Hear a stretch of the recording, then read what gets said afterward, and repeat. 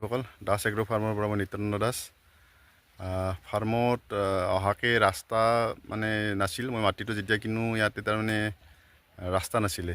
এইটো মই এটা আগৰ ফালে এটা নদীটোৰ পাৰে পাৰে মানুহবিলাকে বেৰা দিছিল আৰু ৰাস্তা নাছিল। মই যেতিয়া ফাৰ্ম কৰোঁ তেতিয়া মানে মোৰ নিজৰ মানুহ ধৰি চবৰে অলপ অলপ ৰিকুৱেষ্ট কৰি বেৰাবিলাক পিছুৱাই ৰাস্তা বনাই পেলাই ফাৰ্মলৈ অহা ৰাস্তা বনাইছিলোঁ।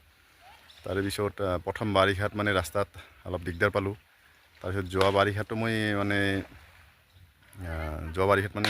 কি হ'ল, অলপ ঠাই আছিল মানে য'ত মানে ৰাস্তাটো ডাউন আৰু তো সেইখিনিত মানে হেৰি হয়, পানী হৈছিল। তেতিয়া বাৰু চলিছিল, মোৰ দানা ফিড কমকৈ লাগিছিল, সৰু ফাৰ্ম আছিল তেতিয়া। কিন্তু এইবাৰ যিহেতুকে মোৰ ফাৰ্ম বাঢ়িছে সেইকাৰণে এতিয়া মানে আৰু মোৰ দিনত 2 বেগতকৈ ওপৰত দানা লাগে। তো সেইবাবে মানে অলপ অলপকৈ অনাটো সম্ভৱ নহ'ব। সেইবাবে ৰাস্তাৰ কাম কৰিবলৈ মানে কৰিব লগাত পৰিল।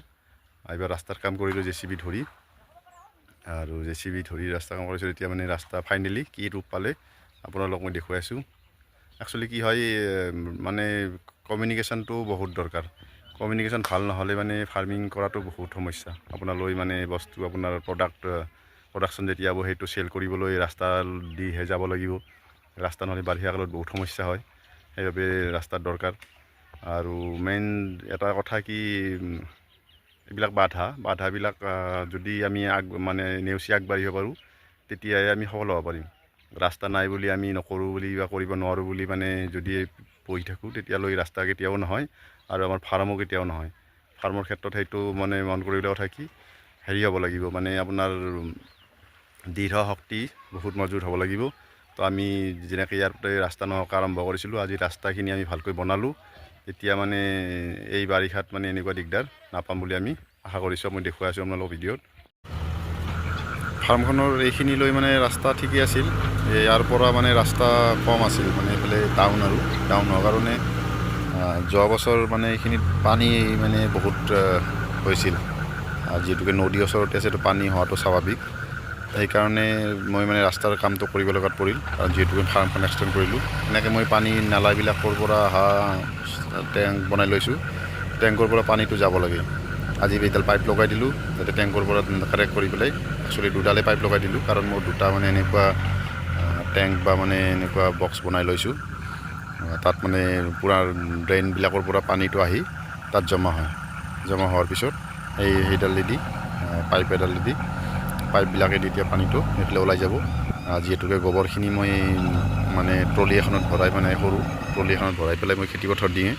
তো এনেকুৱা মই ড্ৰেইনবিলাকৰ লগত এনেকুৱা ডাঙৰ পাইপ কানেক্ট কৰি লৈছোঁ। এইটো এটা বক্স, এনেকুৱা দুটা বক্স আছে মোৰ, দুটা মানে টেংক আছে। এই দুটাৰ পৰা মানে পানীটো ওলাই যাব লাগে। এয়া JCB ধৰি পেলাই মই ৰাস্তাৰ কাম কৰি আছোঁ। JCB এইটো চৰকাৰী ৰাস্তা নহয়, মোৰ নিজৰ ৰাস্তা যিহেতুকে মই নিজে সেইকাৰণে ইয়াৰ কাম কৰিবলৈ নিজেই মাতিছোঁ JCBখন। তো এনেকৈ কাম চলি আছে। এতিয়া মানে নকৰিলে নহয় আৰু, যিহেতুকে মানে সমস্যা আছে, সমস্যাবিলাক সমাধান কৰি যাব লাগিব। সমস্যা মানে লৈ পেলাই আগবাঢ়িব নোৱাৰি। সমস্যাবিলাক সমাধান কৰি গ'লেহে মানে আমি আগবাঢ়িব পাৰিম। সেইকাৰণে মই মানে নিজৰ ফালৰ পৰা মানে JCB লগাই, ট্ৰেক্টৰ লগাই ৰাস্তাৰ কাম বৰ্তমান এতিয়া কৰি আছোঁ। যিহেতুকে বাৰিষাৰ সময়ত মানে গাহৰি পোৱালিও হ'ব, বা গাহৰিৰ মানে কাটিং পাৰপাছত ৰেডি কৰা ভেটেনাৰো হ'ব, সেইবিলাকো চেল কৰিব লাগিব। ছাগলী হ'ব, ছাগলী বিকিব লাগিব। গৰুৰ গাখীৰ ওলাব, গাখীৰ বিকিব লাগিব। তো সেইকাৰণে ৰাস্তাটোত দৰকাৰ, ৰোড কানেক্টিভিটি মাষ্ট। তো সেইকাৰণে কৰি আছোঁ। এইখিনি জেগা মানে বহুতে ডাউন আছিলে, মানে এইফালে আগতে এটা ড্ৰেইন আছিল। তো ড্ৰেইনটোৰ পৰা মানে ইয়াতে এইখিনিত মানে বহুত পানী হৈ যায়। তো আপোনালোক মই দেখুৱাই আছোঁ ড্ৰেইনটো। তো ইয়াতে ড্ৰেইনৰ ভিতৰতো মই পাইপ লগাই দিলোঁ, মানে যাতে পানীটো জমা নহয়, নদীত চিধা পানীটো পৰি যায়।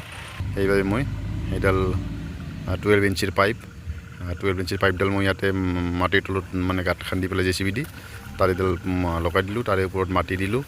এতিয়া তাৰমানে ৰাস্তাটো পাক্কা হৈ থাকিব, যে সেইফালে মানে মোৰ আগৰ ফালৰ পৰা অহা ড্ৰেইনটোত মানে পানী জমা নহ'ব, পানীটো মানে এটা টাইমত গৈ থাকিব পাৰিব। তো সেইকাৰণে এইটো ড্ৰেইন, এইটো মানে বাৰিষা কালত ক'ৰবাৰ পানীবিলাক আহি, এইটো নালা হয়, এইটো মানে ইয়াতে আহি থাকে। মই ৰাস্তাটো যোৱাবাৰো বনাইছিলোঁ, মানে অলপ এইখিনি বেছি বনোৱা নাছিলোঁ, JCB দি বনোৱা নাছিলোঁ। কিন্তু মানে ড্ৰেইনটো নথকাৰ কাৰণে মানে ৰোডটো অভাৰফ্ল' হৈ যায়, মানে এতিয়া পানী বেয়া হৈ যায়। তো সেইকাৰণে ইয়াৰ ব্যৱস্থা কৰিলোঁ। দেখিছে নহয় কিমান ডাউন, এইখিনি এৰিয়া মানে বহুত আগৰ ফালে ৰাস্তাটো ভাল, মোৰ এইফালেও ফাৰ্মৰ ফালেও ভাল, মাজতে মোটামুটি 100 মিটাৰমান একেবাৰে বেয়া, আৰু মাজে মাজে ক'ৰবাত আৰু বেয়া আছিলে। তো সেইকাৰণে JCB দি কাম চলি আছে, আৰু আজি মানে ৰাস্তাটো ফাইনেলি এটা ভাল হ'ব, আৰু কিজানি লাহে লাহে তেতিয়া আজি মই কৰিছোঁ কেতিয়াবা চৰকাৰী হ'ব ৰাস্তাটো, আৰু চৰকাৰী হ'লে লাহে লাহে এইটো ভাল আৰু ৰূপ পাব বুলি মই আশা ৰাখিছোঁ, যাতে মানে চৰকাৰৰ ফালৰ পৰা কিছু গুৰুত্ব দিব, তেতিয়া ৰাস্তাটো ভাল হৈ যাব। JCB দি মানে ৰাস্তাটো প্লেন কৰি আছে, আৰু বহুতখিনি কাম এতিয়া হ'ল, এনেকৈ কাম চলি আছে, আৰু অতি সোনকালে ৰাস্তাটো কাম কমপ্লিট হৈ যাব। দিনটো কাম কৰাৰ অন্তত এতিয়া ফাইনেলি ৰাস্তাটো কমপ্লিট হ'ল, আৰু JCB দি ৰাস্তাটো বনাই দিলে।